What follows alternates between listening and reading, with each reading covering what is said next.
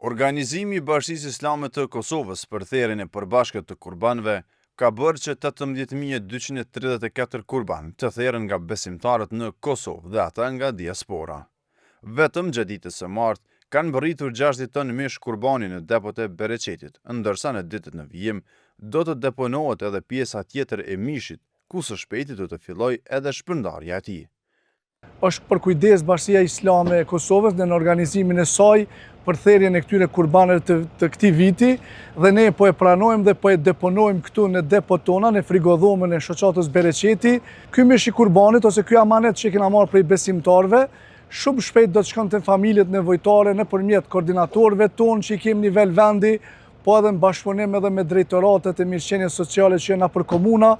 Amaneti i besimtarëve për therrjen e kurbanit së shpejti do të shkojnë në vendin e duhur, ku do të përfitojnë jetimët, familjet nevojtare, rastet sociale, kuzhinat humanitare dhe secila kategori e ndjeshme shoqërisë në Kosovë. Prej mishit të kurbanit, si vjet presim që të përfitojnë mbi 35.000 familje nevojtare.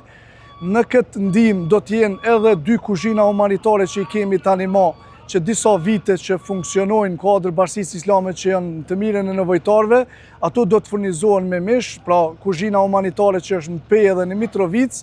por nga mishi i kurbanit që besimtarët e kanë